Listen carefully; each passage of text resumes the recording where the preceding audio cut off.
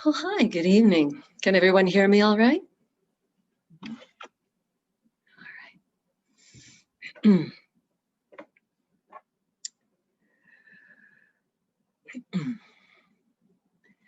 Namo tassa bhagavato arahato samma sambuddhassa. Namo tassa bhagavato arahato samma sambuddhassa. Namo tassa bhagavato arahato samma sambuddhassa. Buddhang dhamman sangham saranam gacchami.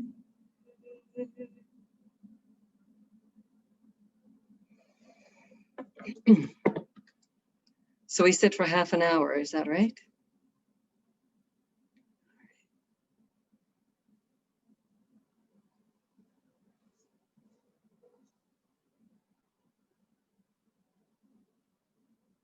Setting a timer.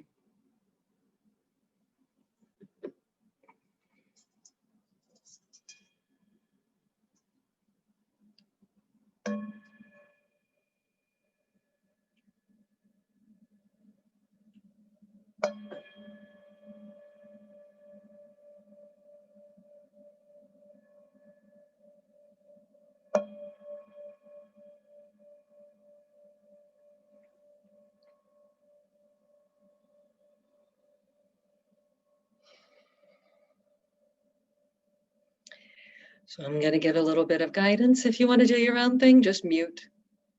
Set your own timer. I like to start us all off by noticing whatever you're sitting on. That's the earth for you. That's the ground. Feel your body meeting the ground. Feel how well the ground is holding you. It's not letting you go. You're not going to fly off. It's very secure. Feel the warmth, the coolness. Feel the pressure of the body meeting the earth.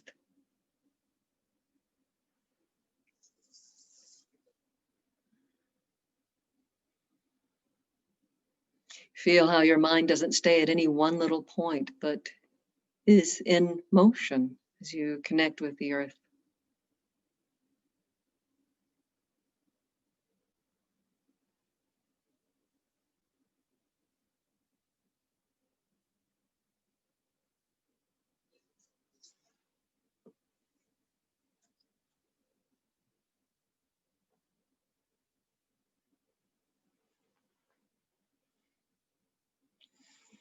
Notice the impact on your mind as you relax with the body meeting the earth. The calming influence of just putting your mind there.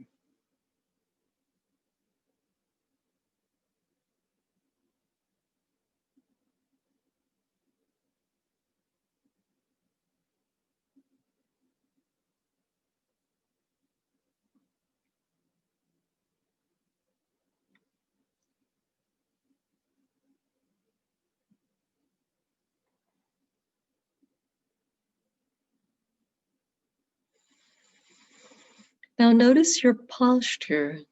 How do you know, if your eyes are closed, how do you know whether you're standing or walking or sitting or lying down? Check it out. Look from within. How is the body situated?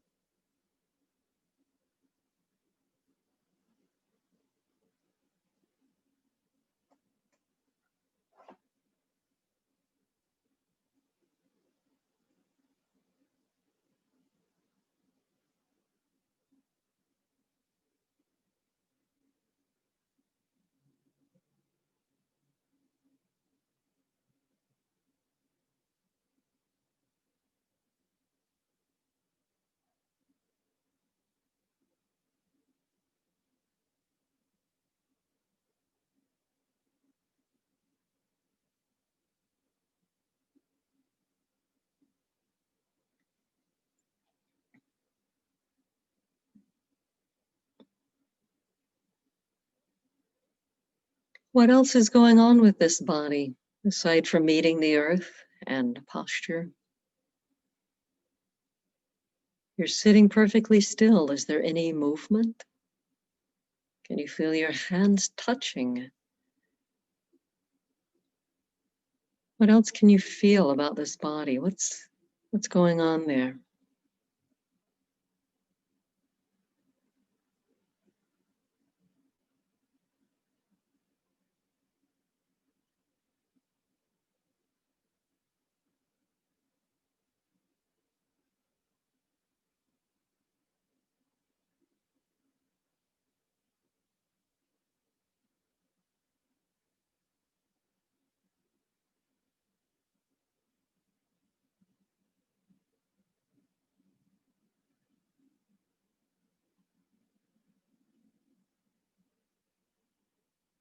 Out of everything going on, you can allow experiences related to breathing to be a little more interesting. And by the way, if you've got some kind of chronic pain happening, just tell yourself boring. Just call it boring. Be interested in something else. Either specifically pleasant or neutral experiences, or just advert your attention to anything having to do with the breathing. But if it hurts, call it boring. Just don't have to be there for that.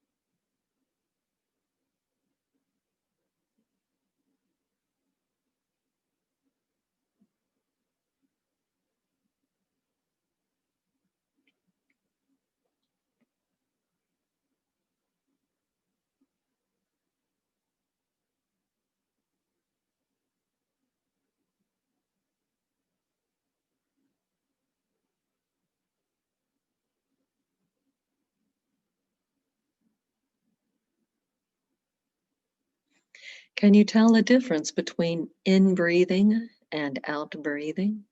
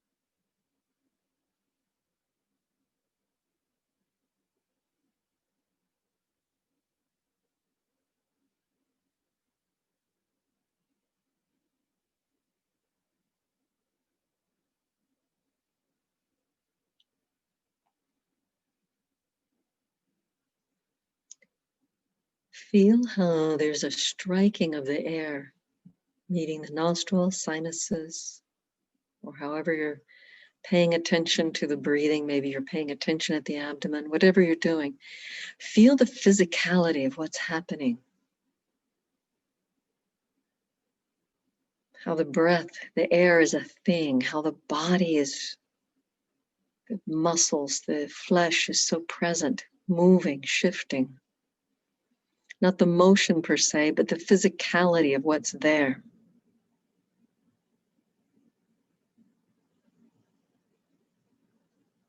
The solidity of that belly, the solidity of perhaps the clothing meeting the skin as the shifting happens within and out breathing.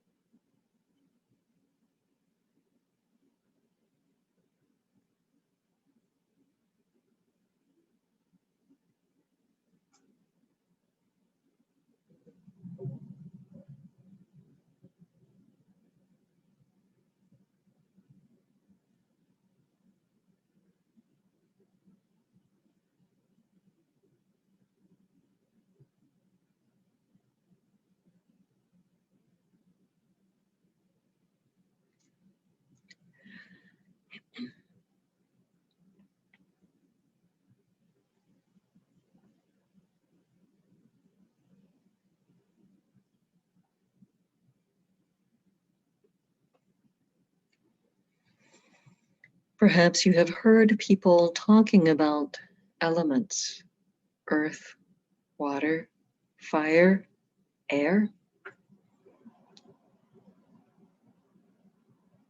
You might have thought the breath is all air element, but look, see how it strikes the body. Just like a stick touching your nose, it strikes it. That is earth element right there in your breathing. Or the physicality of the belly, abdomen, physicality of the clothing touching the skin. You notice that as you shift around with the breathing. This is all earth element.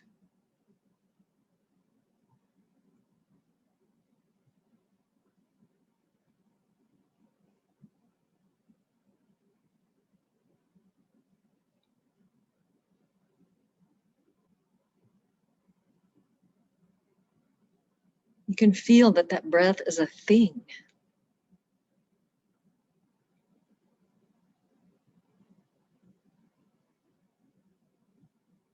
Making physical contact with something solid.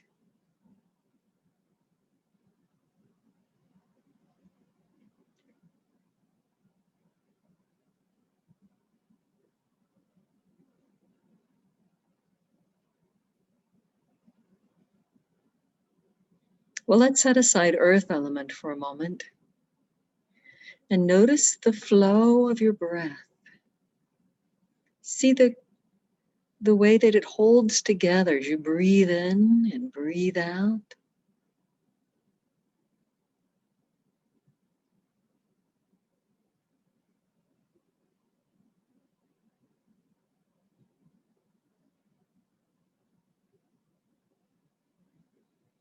The way that it holds together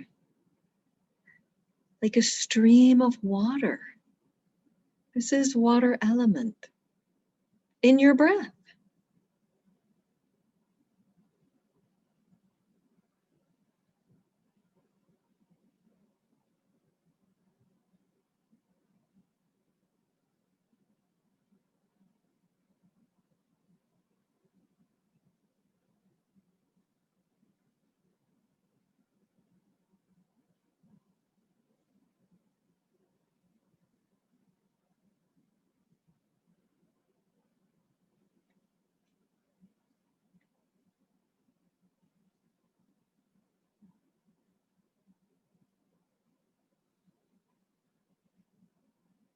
If you like, you can notice other aspects of water element, such as the saliva, such as the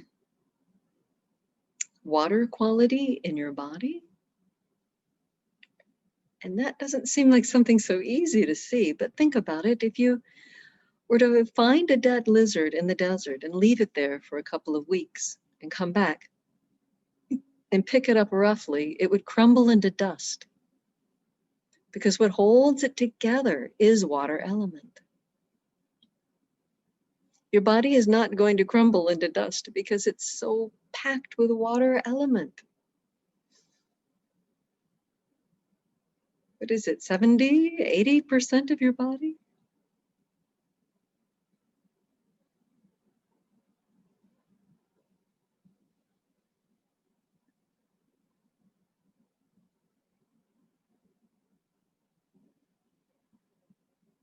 Could there be fire in the breathing? Fire element? Yes. Is it cool as it goes in? Is it warm as it goes out? The relative cooling and warming, this is fire element. Even if we're talking about the cooling side of it still, fire element is involved.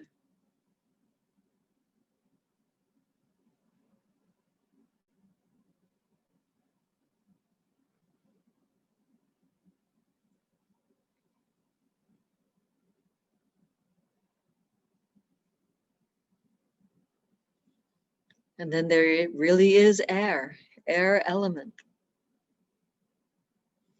Air element is also movement. When you notice the movements associated with breathing, you are noticing air element. Or you can notice it as air per se. You might also notice air in your body, perhaps upgoing winds, downgoing winds, as they so delicately say in the scripture.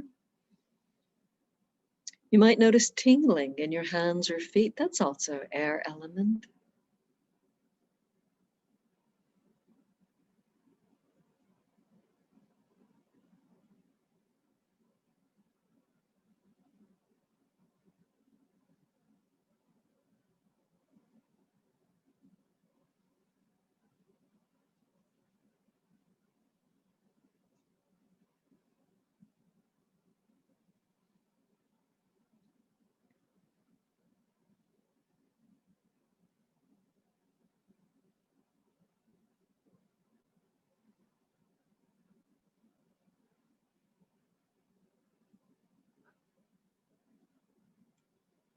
So again, if you're noticing solidity in your sitting meditation, if you're noticing solidity, hardness, resistance, striking, this is earth element.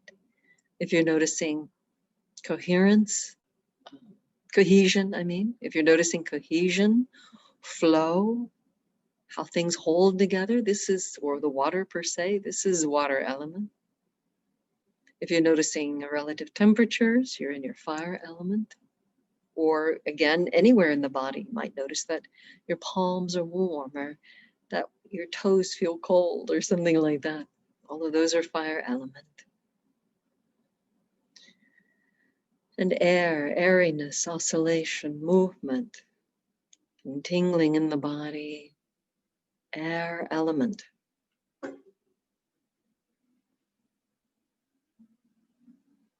You might notice that on occasions when you have too much energy, restless, about to bounce off your seat, it may not be the best time for fire or air element focus because they energize.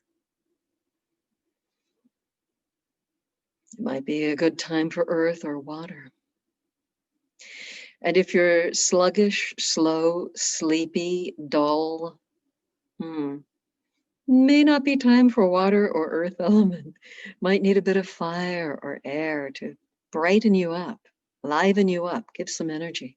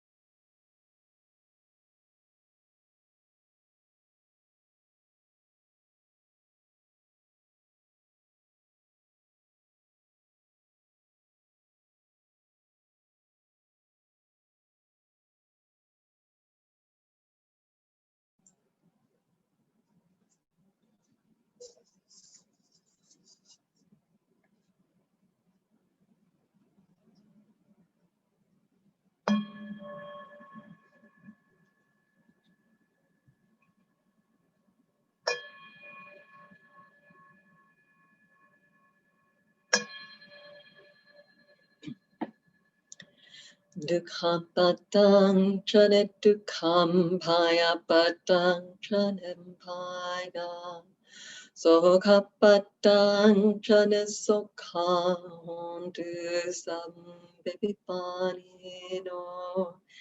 May the suffering be free from suffering. May the frightened be free from fear. May the grieving be free from grief. So too may all beings be free. I'd like to share the merits of our meditation together with all our deceased loved ones and all invisible beings that might be around us who need merit. May they enjoy the sharing of the merits for their long-lasting benefit and happiness.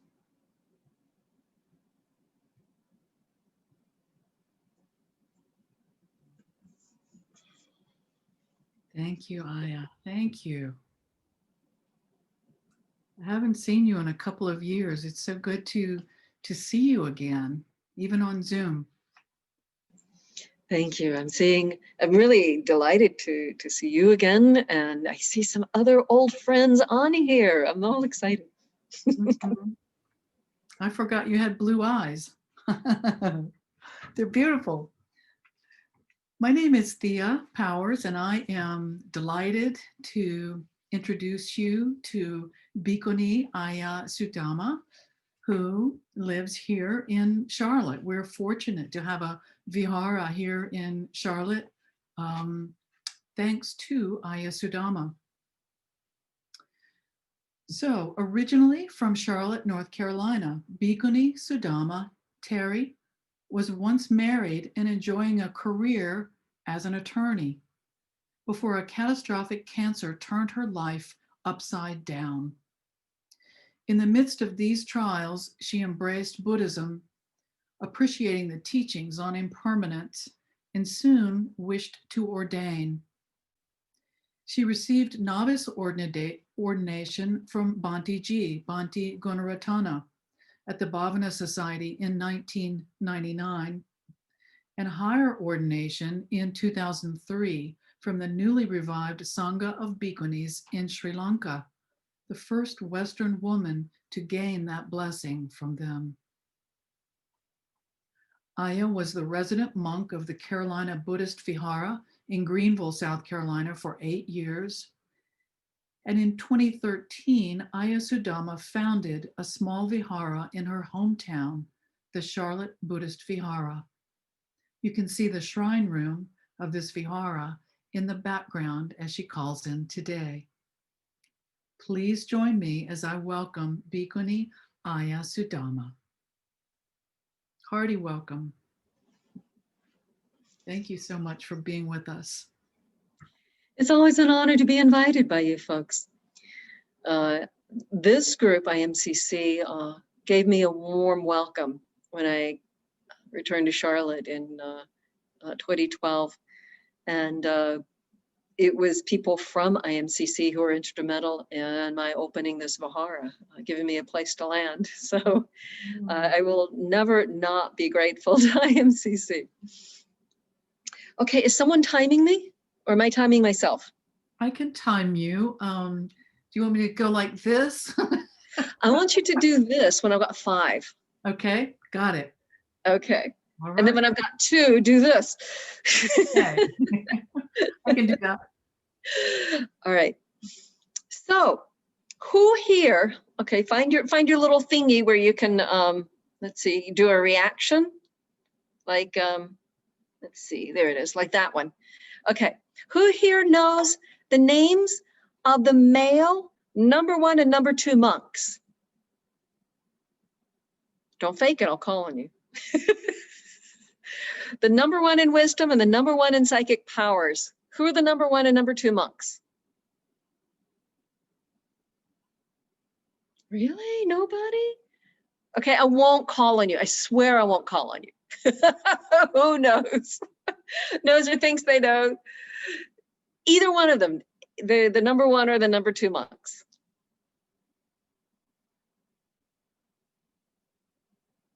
Okay, there's 1. Wow. Okay, we got to talk about Buddhist history a little bit more, folks, because this is important, good stuff. You know, the more I read about the, you know, the scriptures and the code of discipline, the Vinaya, which has all kinds of stories in it of things that happen, the more one can see the Buddha as a human being who was walking around this planet with a particular set of people around him. He had a cast of characters that are memorable and worth knowing about. There's actual spiritual benefit in recalling these people who were around him, who were enlightened through the wisdom that the Buddha passed on to them. When we remember them, that it uplifts us and it encourages us and it helps us understand what it is we're trying to do.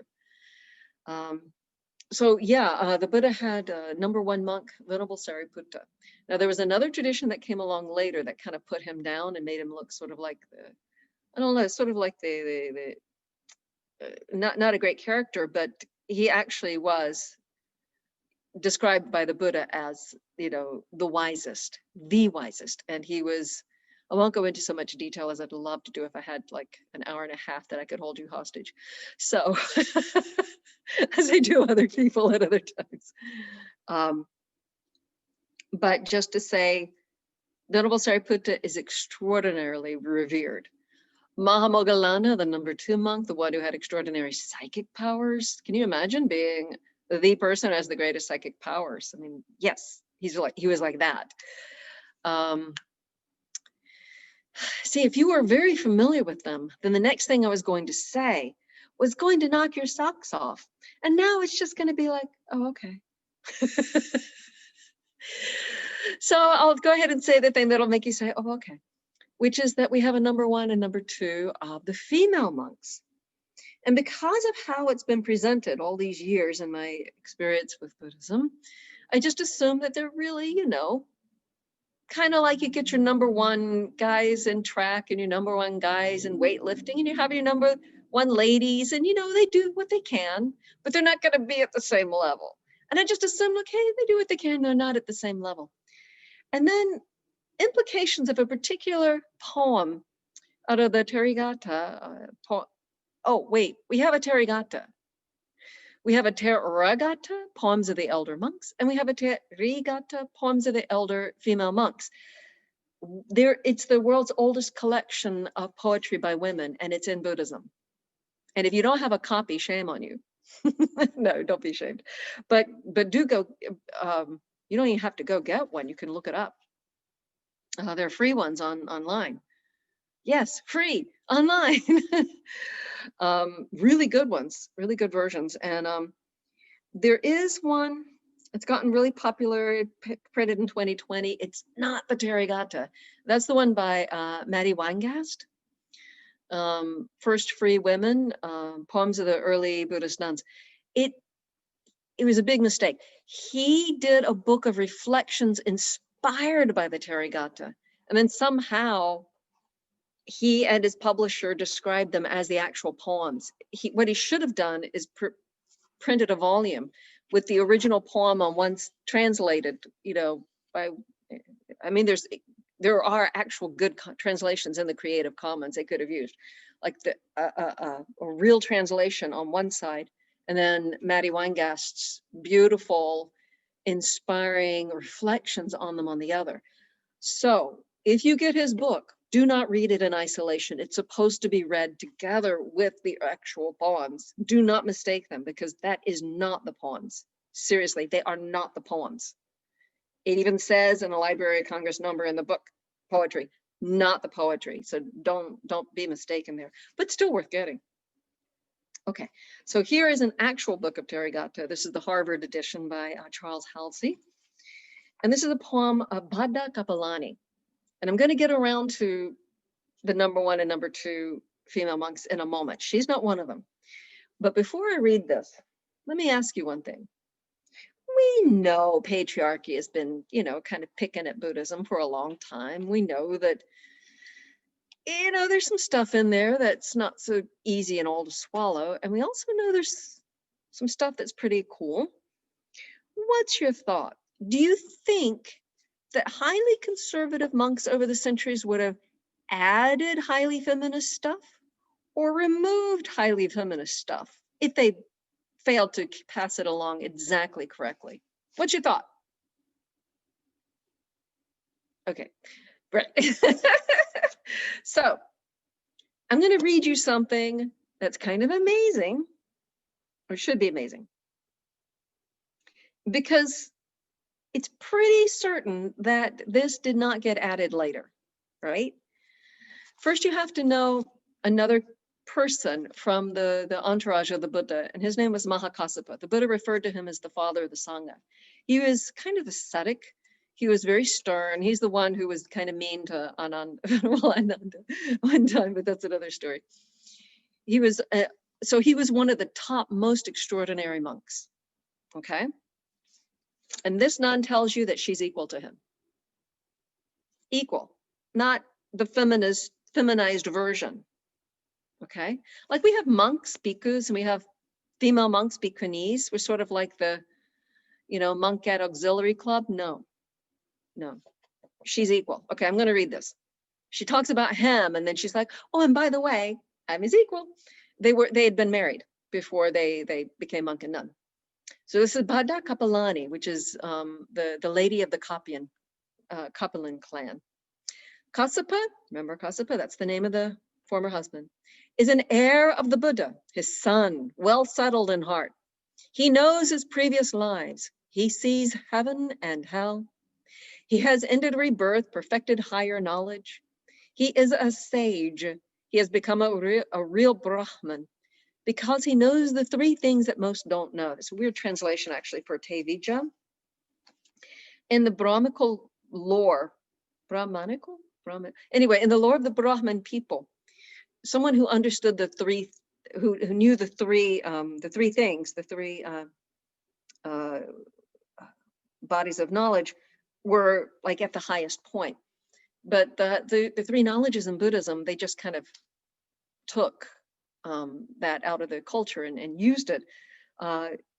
These three powers was to see one's past lives, to remember your past life, and this was your clan, this is how you lived, this was your food, this is how you passed away, this is your next life, maybe many of them. And then to see the rising and passing of other beings, like with psychic vision, to see how others come and go according to karma. And then that's the reference actually there to heaven and hell, to, as I understand it, to see how some go to heaven, some go to hell, some go to, wherever they go by rebirth, by karma driving rebirth. And to overcome the taints of the heart, to deconstruct anything of the heart that would ever cause one to suffer again. So overcoming the negativities of the heart. Those are the three things. So he's done that. So this is an arahant, fully enlightened being. In exactly the same way, Bhadda Kapilani knows the three things that most don't know. She has left death behind. She takes care of the body, knowing it's her last. Bad translation after that. Anyway, I'm going to skip the next line because it's confusing. Once we were husband and wife, but seeing the danger in the world, we both went forth. We removed our defiling compulsions. We became cool, free. So this is a brilliant statement in a society that did not accept easily the idea of women having real accomplishments, definitely not spiritual accomplishments. The idea for women was that, the man is the spiritual one and you just serve him. And so you kind of get at some spiritual stuff out of obeying him. But in Buddhism, there's none of that nonsense. Women have agency, and she's equal to him, and he's one of the top monks. So we have a number one and number two female monk. And if you don't know the male monks' names, I'm not going to suppose that you know the female monks' names because they're obscure. So there Kema. You may have heard of Ayya Kema in modern times. She was named after that one, which is kind of suitable because she was really a pioneer. She was among the very first batches of women to become female monks in modern times. So there's Ayya Kema, And so Venerable Upalavana, Venerable Khema and Venerable Upalavana. So both arahants, both extraordinary. And I'm going to suggest equal to Venerable Sariputta and Mahamoggallana. If she can be equal to Mahakasipa, I'm going to say they were equal.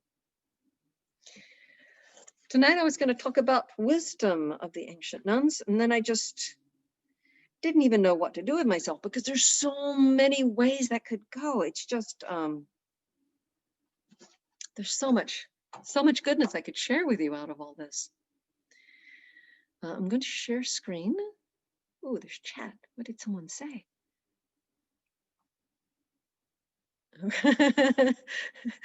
Historical poems of therapy, Buddhist nuns. That's quite a slip in the chat there. But you know what? It is good therapy. It's definitely good therapy. All right. So, okay, what was I doing? I was sharing screen. Come on.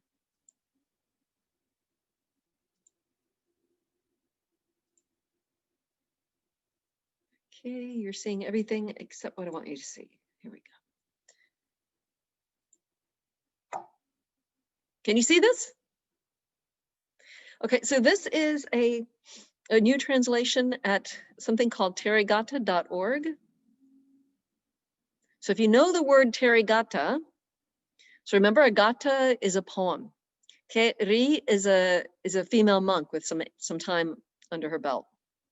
I'm a Theri. I've been in robes a good while now. So therigatha.org. This is a website a friend of mine put together and begged me to start doing translations. I never translated anything in my life. Warning, I have not gotten a scholar to look over them yet. I've asked 2. They have neither has responded. So with that caveat, this is poetry that I have translated with a dictionary with half a dozen translations by scholars to guide me. Okay, so I'm going to read this out loud, and then I'm going to go into some of the wisdom in this. Okay, so this is the poem of a nun named Gutta Teri. You probably never heard of her. I hadn't. And here's a little blurb my friend asked me to put into, so I wrote a blurb about her. Gutta, whose name means guarded, shares the reflections that helped her guard her mind to escape its wayward control. Gutta, the aspiration for which you went forth, giving up motherhood, wealth, and all that you cherished. Devote yourself to that. Don't let your mind take you for a ride. And there's a footnote there. Literally, not take a journey of mind's control. I was kind of proud of that line, huh? Deceived by the mind, delighting in modest stomping grounds, sentient beings journey through countless rebirths. Fools wander on. Sense desires, ill will, and belief in a self, rites and rituals wrongly clutched, and doubt is the 5th. Having abandoned these, there's, my friend put it in, and that should be another line. Having abandoned these fetters, Bhikkhuni, which lead downwards, you'll not return again. Forsaking desire for existence, conceit, ignorance, and restlessness, having cut these final fetters, you'll be done with suffering. Finished with the cycle of rebirths, fully understanding renewed existence, with a mind free from hunger. What's that footnote? Literally, having on the spot seen hungerless dhammas. The mind free from hunger, you will go in peace. Who recognizes, who can tell us what doctrine was laid out there? What is the Dhamma teaching that's in there? Did you recognize it? It's a particular Dhamma teaching. In the, these 5, and then this, having overcome these and these. What are we talking about there?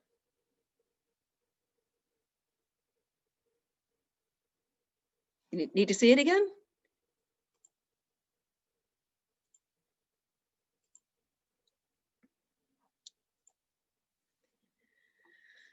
Okay, so let's see. Sense desires, ill will, belief in a self, rites and rituals wrongly clutched, doubt as the fifth. That's your hint. Oh, come on. Nobody? All right, Denise, you want to give it a shot?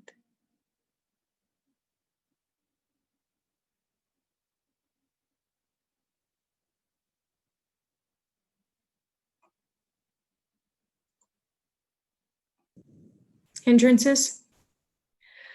Hindrances What are the boundaries? are connected. There is a connection, but not exactly.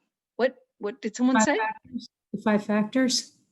Factors, defilements. There's another word in English that we always use. It's in, I'll have to check out. it's in the next line of the poem. I don't remember it now.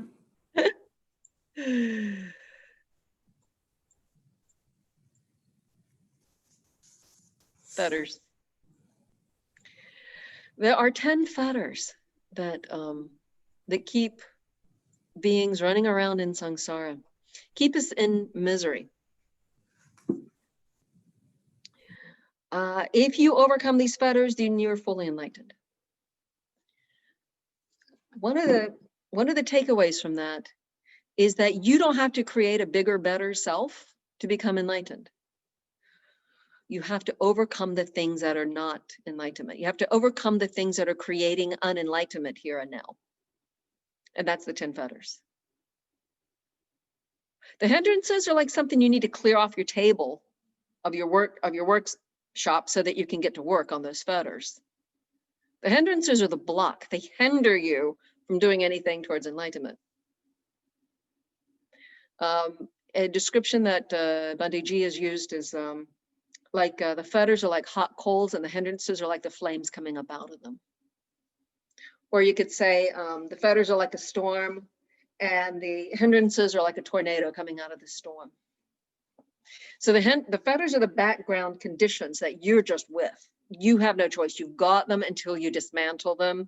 And the hindrances are where you're going bonkers because of you're unenlightened. And so you still got the proclivity to go bonkers, so you do. We have about 5 minutes. What? We have barely gotten started.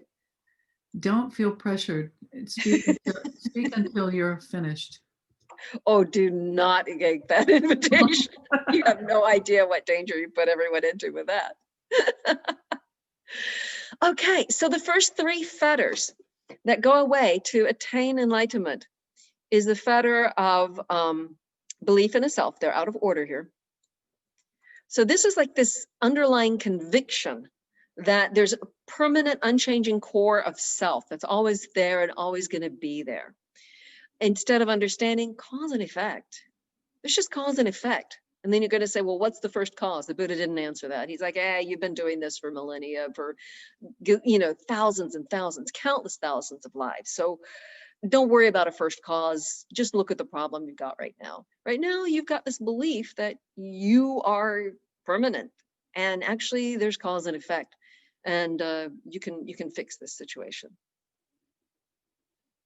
So what you have is a moment-to-moment experience of I am, experience of existence, experience of being.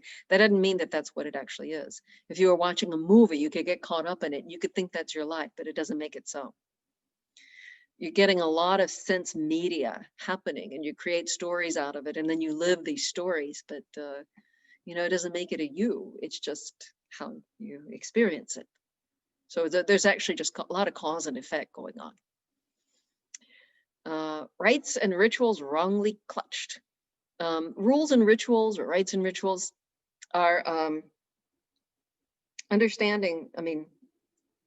Rites and rituals are the fetter of thinking that there's going to be some kind of permanent salvation other than fixing your defilements.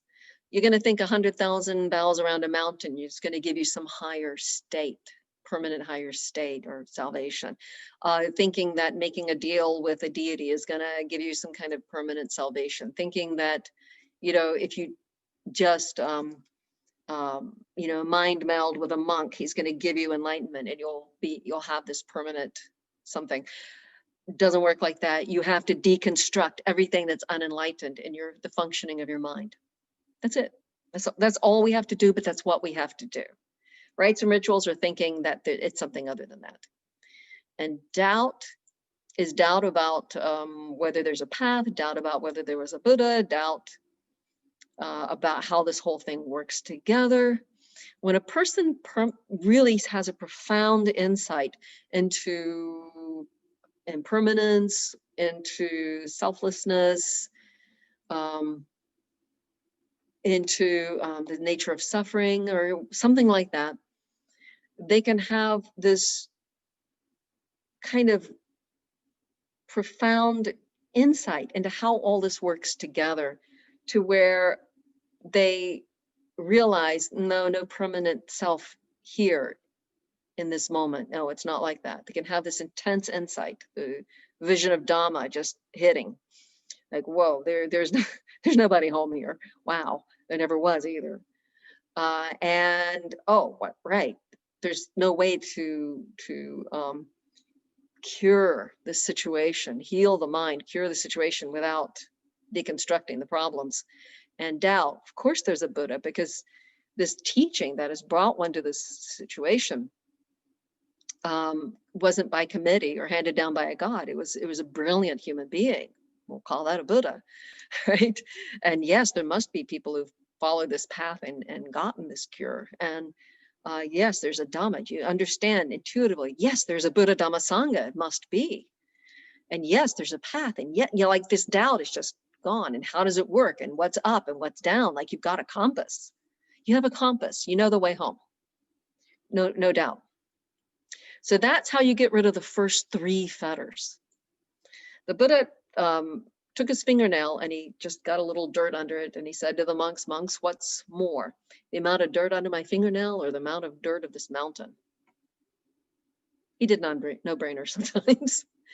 They say, oh, the amount of dirt in the mountain rather than your dirt under your fingernail. He said, even so, a monk who has overcome those first 3 fetters to become a Sotapanna, a stream enterer, a monk who has entered the stream has the equivalent of this amount of dirt under the fingernail of defilements left, and they've gotten rid of defilements like that mountain.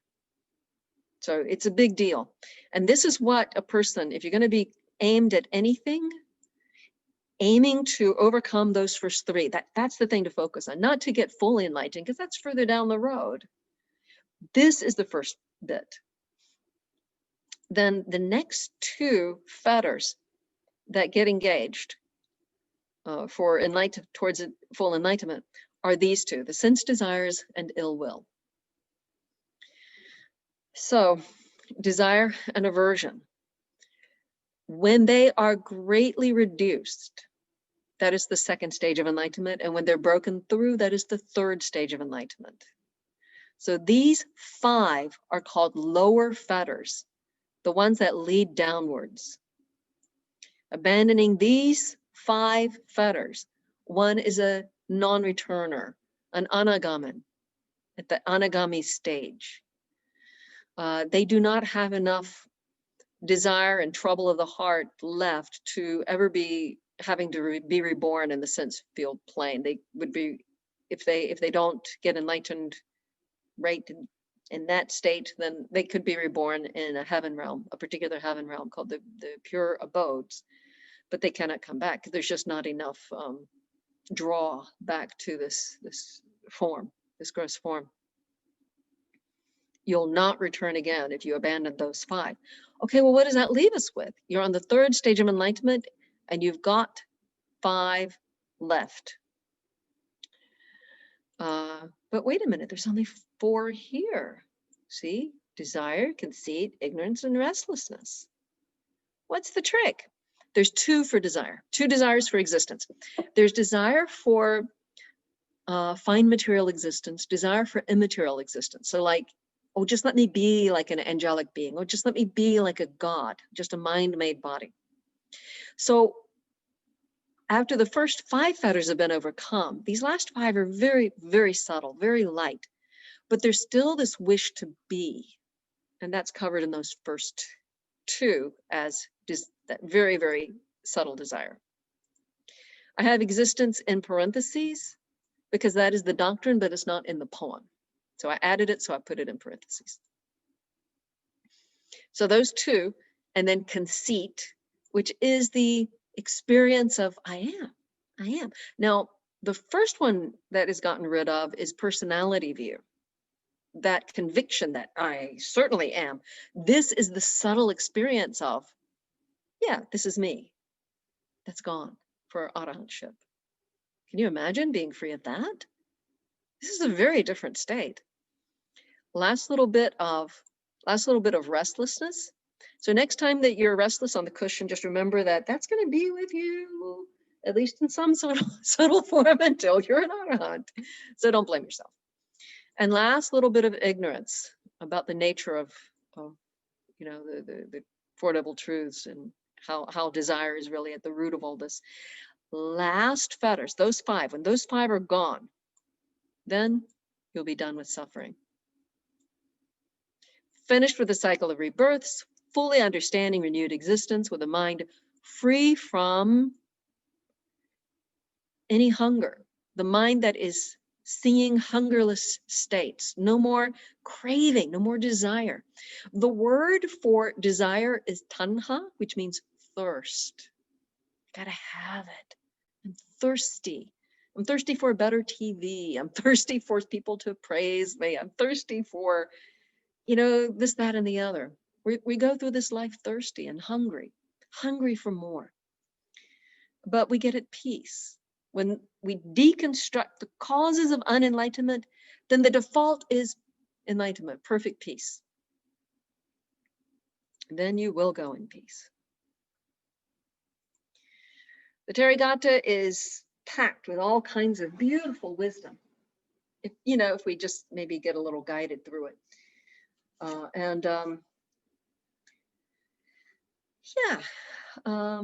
I think 5 minutes happened some time ago, maybe more than 5 minutes ago.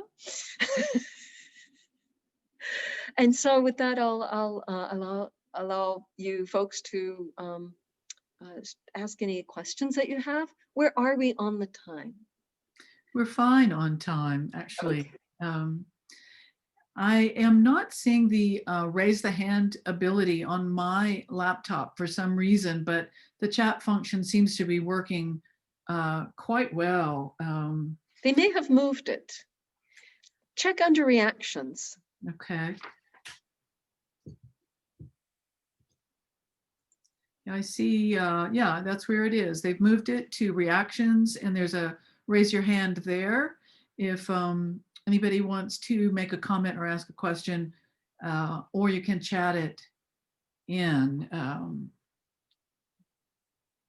I really thank you for that beneficial guided meditation on the four elements. That's something we have not worked with very much. And a depth teaching on the fetters in record time. So it seemed like there were more than 5 fetters there to me. So are they branching off? They have categories. Each of the 5 has categories. Is that what that was? There are 10 fetters. Okay, there's 10. Yeah. But they're broken into 2 sets of 5 because the first 5 are the ones that hold you to lower state. And then the last 5 are the ones that have to be broken through to become an arahant. Okay, thanks for that clarification. And so the last 5 are very different from the others because they're so much more subtle. Yeah. I see a hand up. Adrian has a hand up and Angela has a chat. How would you like to field these, Ayya? Can you? I'm usually with a smaller crowd, and then I tell them, if you want to speak, unmute yourself and look around and see if anyone else is unmuted. But it might be unwieldy. So I think raising hands will probably be good, but let's look at that first chat. Thank you. With regard to the enlightenment, can you explain more about the deconstruction aspects? How can we let go of these thirsts? What a wonderful question. Well, the first thing we do is got to clear the table, right? Like if you're going to do work in your workshop and it's cluttered, you know, how are you going to do that? You got to clear the table. And so we need to cool down those hindrances. First thing to do is to listen to wise ones. You know, start studying the Buddhist scriptures or listening more to the teachers that stick with scriptures. And you know, get the word, because we need a compass, we need direction. And if you haven't already, start really embracing virtue. That is harmlessness. So start living as harmlessly as possible. So we need to be following the Eightfold Path. Okay, so Eightfold Path is right understanding. We're going to get this by listening to the Dhamma or reading the Dhamma. Right intention naturally comes out of right understanding. If we have understanding of the Four Noble Truths, that's very high and refined understanding, that'll really help. But if we at least just understand 2 points, that what you do matters, each moment is a springboard to the next. If you tell a lie, your next moment of life springboards off of having become a liar. If you do an act of generosity, your next moment of life springboards off of becoming a generous person. I don't know if that exactly made sense, but every single thing you do or speak or think shapes your future. It's important. It really matters. It really counts. So that's one bit, and that there is karma. There's wholesomeness, there's unwholesomeness, there are impacts of these things. So if you know that much, then you know to have intentions of non-greed, non-hate, and non-cruelty. So you want to have kind of an open-hearted letting go. You want to have loving kindness. You want to have compassion. That's the second step of the Eightfold Path, right intention. 3, 4, and 5 are right speech, right action, and right livelihood. Right livelihood doesn't have to be some ultimate, you know, spiritual floating through the air or something. You know, it doesn't have to be too high of a reach. It just has to be not evil. Just don't be evil in your job. Don't be lying and killing and stealing and stuff. And then step 6, 7, and 8 of the Eightfold Path, or right effort to shift the mind out of unwholesome states through ever increasing skill, right mindfulness, and right samadhi, which I prefer now the translation of right stillness to right concentration. So this is how we calm down the hindrances and live a life that is conducive to breaking through these fetters. So that was one question, and Adrienne has had her hand up. Yes, I'm going to ask her to unmute now.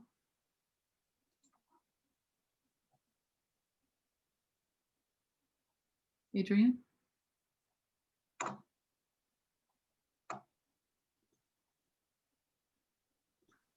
That's better. Thank you so much, Ayya. Can you hear me? Yes. All I right. was just changing my view so that you're like, you know, you're filling the screen now. Well, thank you so much for that. That was so helpful. My question is, what's the difference between the hindrance of ill will and the fetter of ill will?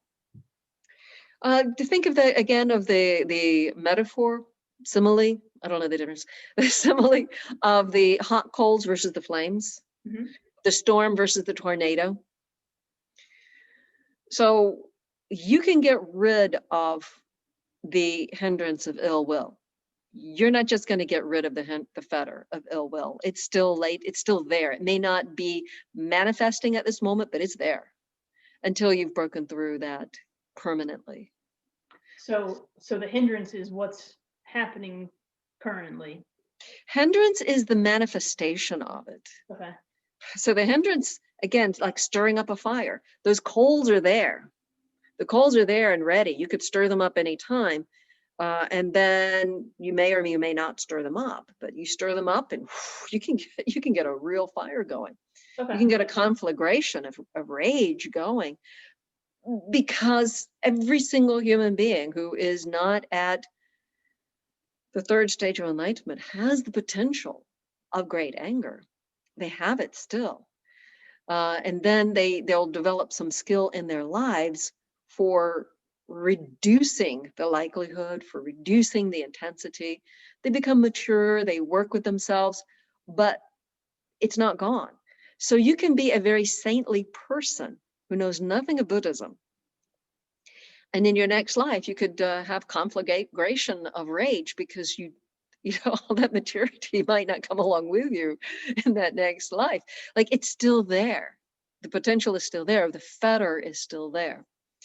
And this is something the Buddha said, a little riddle one time, 4 kinds of people.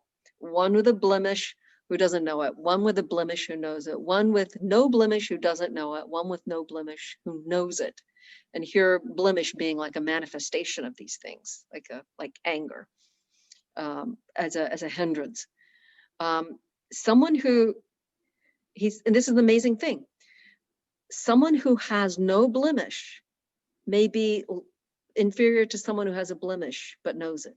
Okay. He says this, and it's like, wait, what? This is impossible.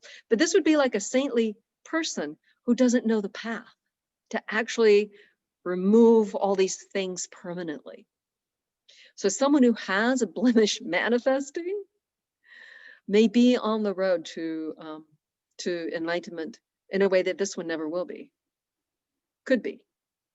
So this is the worst scenario of blemish and don't know it. Here is having a blemish, but you know it. You have wisdom about what's happening. You just haven't overcome it yet. This is the person who has no blemish manifesting, but they don't know the situation. They'd have no protection in future. They're not going to overcome it in the permanent sense. And then this is someone who has overcome it. And that's the most superior of the 4. Thank you. That was super helpful. Yeah, I mean, we've got some amazing saintly people in the world, in the past and today, that we can just feel honored that we even knew about them. But if they don't know the path to awakening, they're very vulnerable. You know, these things are still in the heart. But there are other saints who might be a little quieter, might not be known, who are on the path, who may have gotten rid of some blemish and not others, who you know, might be at any of the 4 stages. You'll notice the first stage of enlightenment says nothing about anger. Anger could still come up at the first stage of enlightenment. Anger could still come up at the second stage of enlightenment, just not to maybe a rage point, not as intensely. But you need to know the progression of overcoming fetters. But you know, if somebody understands and is breaking through fetters, that's very, very amazing and special, unusual. Make any sense? I lost track of something I was saying there, so I hope I made sense. I don't see any more chats, and I'm not seeing hands. I hope I'm not missing anyone. That these teachings. Oh, I do see a question. We start with deconstructing self. No, we do not start with deconstructing self. We start with virtue. We start with hearing the teachings, getting our intentions lined up, overcoming our bad behaviors. That's where we really start. Hear the teachings, get your compass set, you know, with intentions of open-hearted letting go, intentions of loving kindness and compassion, and get our speech, action, and livelihood in harmony with truth, harmless. And so don't aim at deconstructing the self. That's like a result. So if you're trying to aim at that, you just end up kind of in a quarrel with yourself. But it's better to just live the Eightfold Path, calm down the life, and develop insight and stillness in meditation. So this is how we do it. And deconstruction, so we deconstruct causes of anger first by, you know, noticing where do we get angry and starting to prevent, starting to overcome. Where do we become loving and kind? You know, develop those more. So we work with step 6 of overcoming the unwholesome mental states by developing the wholesome mental states. And we just keep working this path with more and more insight and more stillness, with all of these other things supporting it. Meditation cut out of the Eightfold Path can do a lot for your life, but not awakening. We need the entire Eightfold Path for any kind of meditation effort to take us to awakening. That's where it belongs.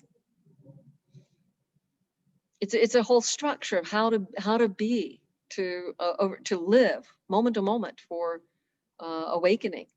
And the deconstructing is what happens. And I'm emphasizing it because, again, we don't gain perfect enlightenment or any level of enlightenment by becoming a bigger, better self, but by removing what is unenlightened. So we have a lot of bad habits. We'll start working on that. We have a lot of,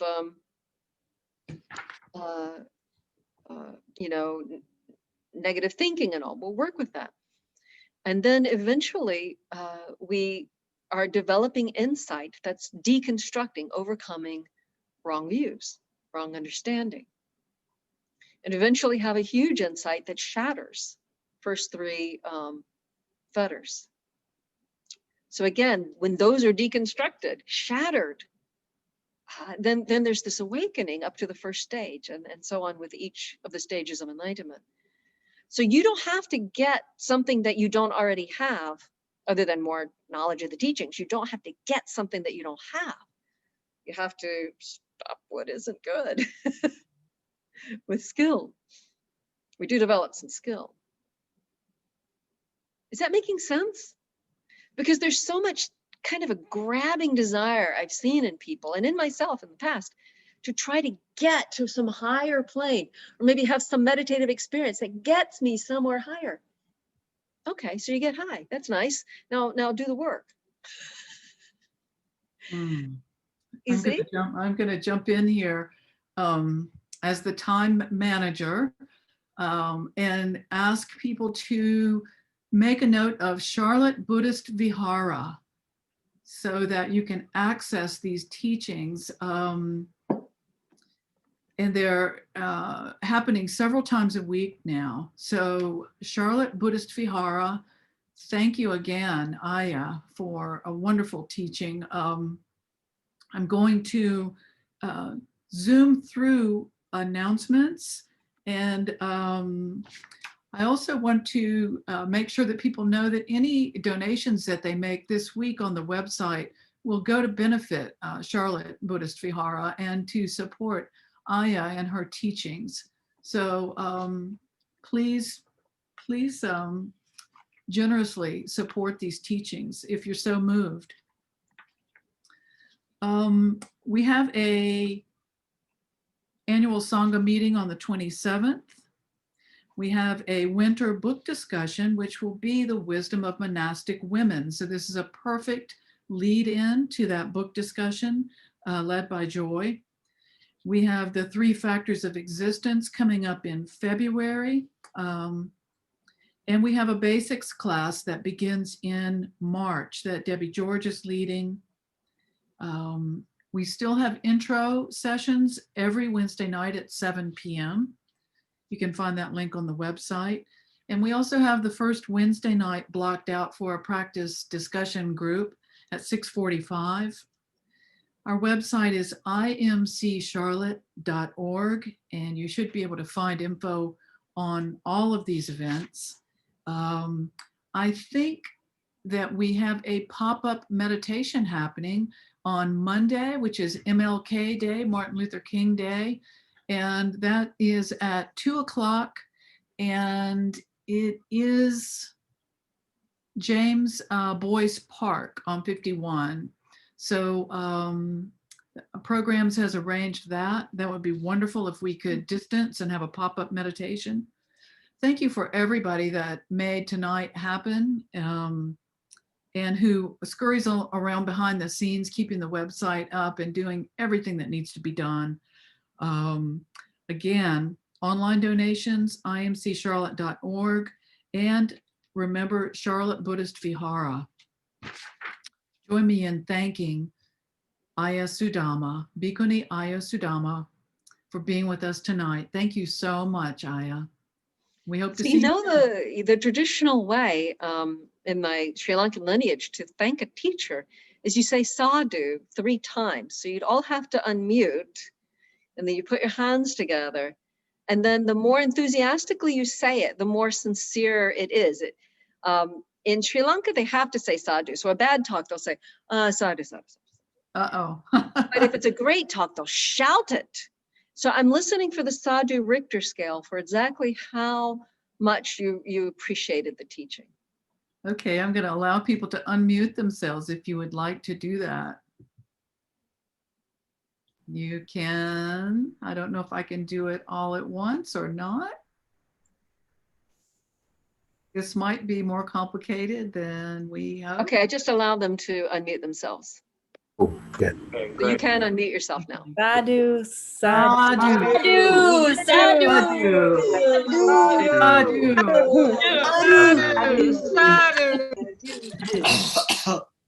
That was a very convincing set aside. Oh. Shall we end with a brief metta prayer, Ayya? You have been muted. If you'll unmute yourself here. There we go. I forgot about that part. How much time? Oh, just a few minutes. Would you time it, please? Sure. Okay, get comfy again, everybody. A few minutes, huh? Mhm. Okay, so in these few minutes, think about your body. Think about how much you would not want to fall down and skin a knee. Yeah. Wish yourself to be well and upright and never fall down and skin a knee. Wish it for everybody on this call. You can sneak a peek at everyone on this call. Would you want any of them to fall down and skin a knee? Bruise a hand? Feel shaken and embarrassed? No. Wish them never to fall down and skin a knee or injure a hand. Wish yourself and everyone on the call, may we be well, happy, peaceful, free of danger.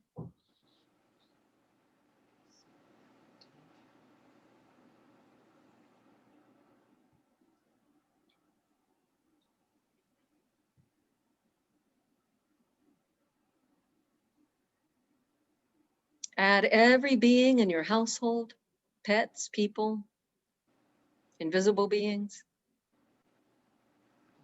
May they be safe, well, happy, peaceful.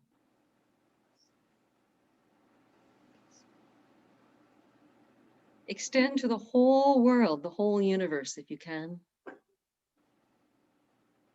All beings, no one wants to be hurt. No one wants to be sick. May they be well. May all be well, safe, well, happy, and peaceful.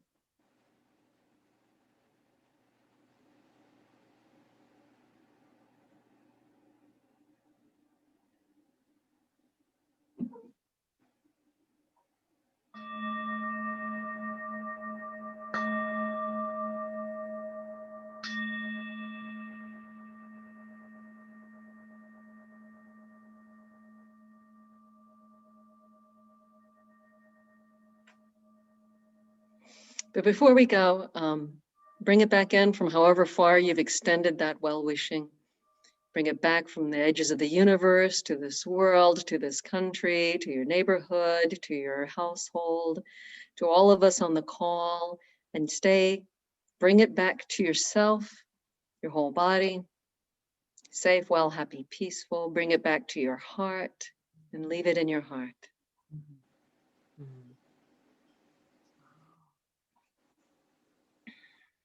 Blessings to all.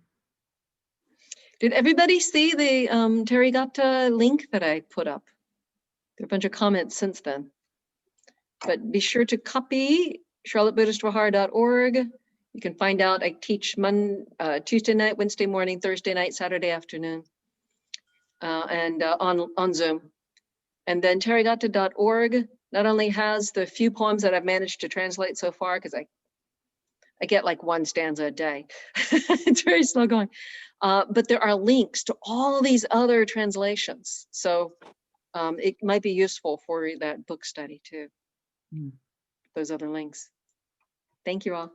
Thank you. Good night, everybody. Good night.